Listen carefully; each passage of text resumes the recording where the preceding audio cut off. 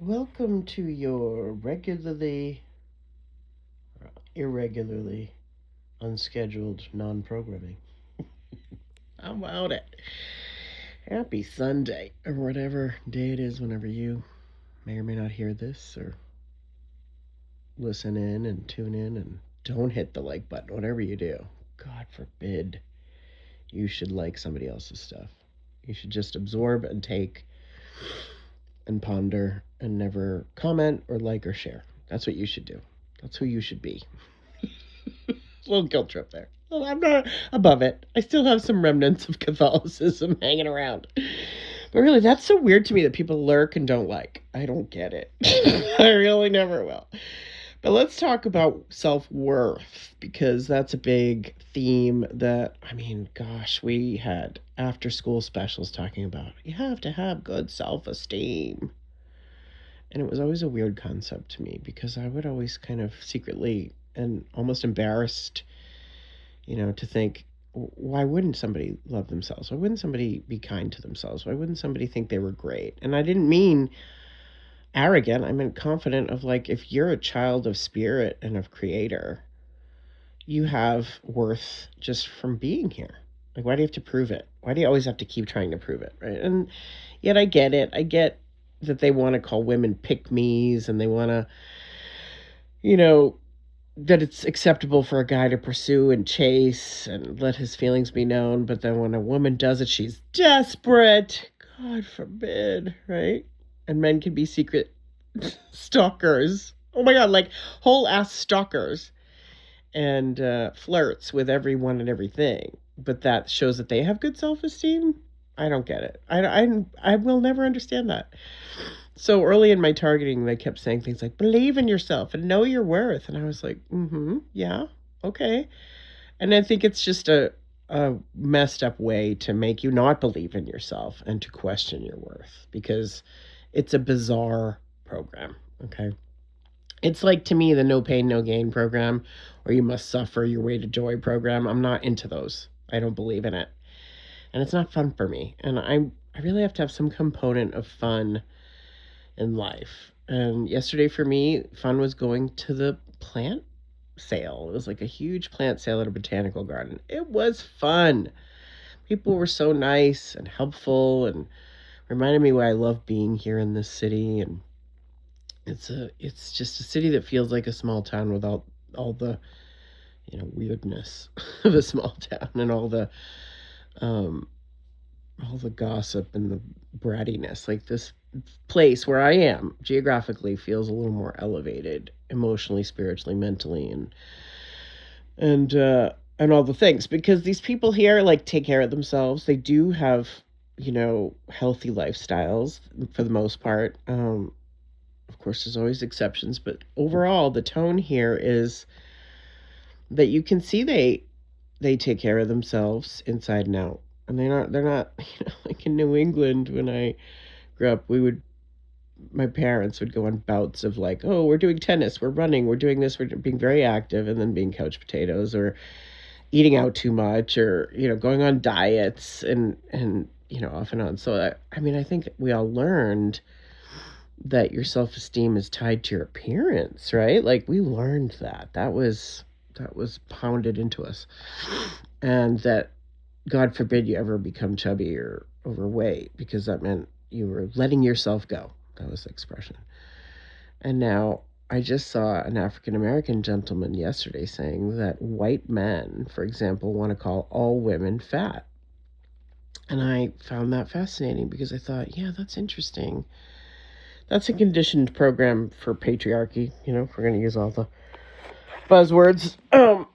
That really what patriarchy is it wants women to be eternally youthful and eternally thin because they like children. They prey upon children. If you go around calling women fat or saying don't be fat or don't be, look like your filtered pictures or anything like that, you don't like women. You don't like us because you don't know the pressure we're under about our appearance. And you are shallow, right? If you go around calling women fat. And the word is fat phobic, which I think is funny. I don't think they're afraid of fat. I think they have contempt for fat because they were taught to. Whereas the old goddess statues, back in the day, women had curves and we had rolls and we, you know, were allowed to age because in some eras, men actually liked women a little more fleshy, if you will. So maybe I was born in the wrong time. My curves are, you know, mine, you know. And then he said, some racist jerk said, "You chimps love a belly." Well, that's a horrible thing. And then he said an equally horrible thing. He said, "White people move like chimps." And I thought, oh, that was a casual racism drop in the midst of this anti-misogynist rant. So they seem to go hand in hand in both directions. You know, like either we're white devils or they're chimps. Like, how does that work if we're trying to be one big family on planet Earth and have unity and harmony? How do we eradicate racism and misogyny? You find it in yourself. You notice where it shows up.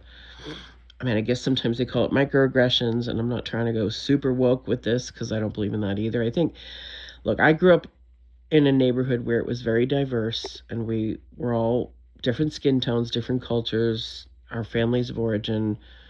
Some of them even spoke different languages, right? So you'd go into different houses and they'd have different smells, even. You know, one house, the house where they came from India, had a very strong curry smell. And the house where you'd go, where they came from China originally, Chinese American, they had, it smelled a little bit like sesame oil. And our house, you know, the Irish Catholic house could often smell like pasta, actually, because we grew up on a lot of pasta. So, you know, it just depends. Everybody should be exposed to that young, should be exposed to different skin tones, color, you know, and culture and language and food and you should just see people as people. Like, I know it's problematic to say colorblind, but that's a word, you know. I don't think we should be colorblind, but I also don't think we should see people and other them, you know. And women are, I'm going to go out on this limb, women are often the most othered uh, creatures on this planet, beings on this planet. You know, they want us to be maids, slaves, and hookers. That's what they want, you guys. That's what they want. Our moms, our therapists. And then we have these designations of mama's boy, the kid who never wants to grow up, you know, can't cut the apron strings. And then what does that mean for future partnership? That he's either going to expect a woman to cater to him. You know, I know of someone in her 30s, her husband does nothing around the house. I'm like, how is that even possible? And she said that's how he was raised. So it's still happening. It's still happening that we teach women, you can be and do and have anything you want. And then they go for it, and you're like, well, she's pretty full of herself. She needs to be knocked down a few pegs. Who does she think she is? So, really, I do think women are among the most oppressed and do the most work emotionally and get the least recognition and compensation for that. So, you know your worth. You know, it's a ridiculous statement for anyone to say to people who were taught not to have any, you know. And it just makes me go, why would you think I didn't? You know, I was created by God. That makes me inherently worthy. But no, we don't want mama's boys. We don't. We like a guy who gets along with his mom and sisters and who's, you know, kind and cool to them. But if they're too attached and they're going to compare every woman to her and think every woman's going to stay at home and cook and clean and then have a full-time job too so he can laze around and watch the game, or even if he's a hard worker and he contributes financially but he's sort of dead inside emotionally, like, we know our worth. That's why we're leaving them. That's why we're not marrying them. That's why we don't hate them per se, though I've heard some of the younger generations say they hate them, which is a little sad to me, but also understandable. We just don't necessarily want to be paired with someone who doesn't see us, who can't acknowledge or recognize that we are equal people on the planet, who thinks we're supposed to be their captive audience or their ball licker. I'm going there. Or pop out kids and then, yeah, be maids, slaves, and hookers. That's what they want. Maids, slaves, and hookers. And so beware of the mama's boy. Beware. Because they will see you as only those three categories and not as a person. And they will be extremely comfortable and charming with women who they don't want to sleep with, but the ones they do want to sleep with, they will mistreat and ignore. Um, or the opposite, the ones they don't want to sleep with, they will treat poorly. And the ones they do want to sleep with, they'll love bomb temporarily. And then their true colors and the masks, true colors come out and the masks fall off. So is this cynical and bitter on a Sunday morning? Like, should I just go to church and pray it away? No, it's realistic and unfortunate, but true right now that men are having a bad moment. We are not happy with you, and we do not think you are funny, cute, charming, or interesting when you ignore us, when you mistreat us, when you sideways winky flirt but don't actually dial direct or show up, grow up, and step up. We are not into Peter Pans because we no longer want to be Wendy's, and we never did. Because you know why? We always knew our worth and that wasn't a role we wanted to play. And the women who got tricked into it, I'm sorry for them. And I know they're having a hard time extricating themselves from these kinds of situations and these kinds of mama boys.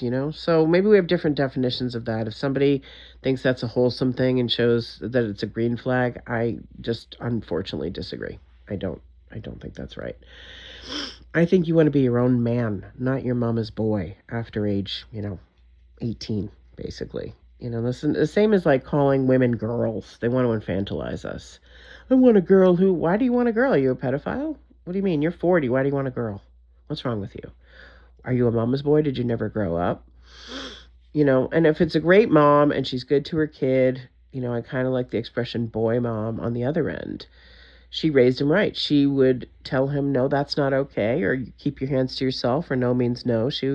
That's the new boy moms instead of the old boy moms where, boys will be boys and let them get away with literal murder, right? So I don't have any kids, thank goodness. I think it's not a time and place and realm to have children when they rape and eat them. Not interested in mothering anyone, least of all a grown man. So that's my thoughts for you today, because I have some pretty good self-esteem after many, many decades of therapy, and I know who I am and what I want and what I need, and I don't even think it has to be self-esteem or self-worth. I think it's just worth. And just, I love this gentleman put it once. He said, when did people start losing self-regard? What he meant was, why are people out there, misrepresenting themselves and then being unhappy when they don't find an authentic partner because they weren't authentic. Now, I'm not talking filtered pictures, like whatever. That's minor. I'm talking like faking a whole personality, or that you actually want a relationship when you don't, or you're not ready, or you're not mature or healthy or healed enough. So that's the people I would say know your worth to. Okay? Learn how to interact with grown women. Stop calling us girls. Stop calling us fat. Stop telling us what to do, because it's not going to go well for you. And then they said the male loneliness epidemic. Well, there's going to be a female loneliness epidemic. And some guy was like, well, first you have to leave them alone. Women don't want to be approached unless we, are on the dating apps, and then we want to meet people, and we can then state on those apps what we want or need or like. And I'm not a fan of the apps. I think they're kind of crappy, but that's one way you can be assured that a woman wants to be approached. She doesn't necessarily need you showing up in her DMs unless there's been an invitation. She doesn't necessarily want you asking for her number or her Instagram if she has not, expressed interest in some way. Women still drop the handkerchief out of the carriage, and the man can have some chivalry and pick it up and bring it back, and then there can be a connection. But until the ice is broken, there's no connection. There's no communication, there's no connection. And if there's no respect, and if you want to call women girls or fat, we don't want you. We don't want you, we don't need you. We'll keep you in the little brother zone because that's where you belong, mama's balle.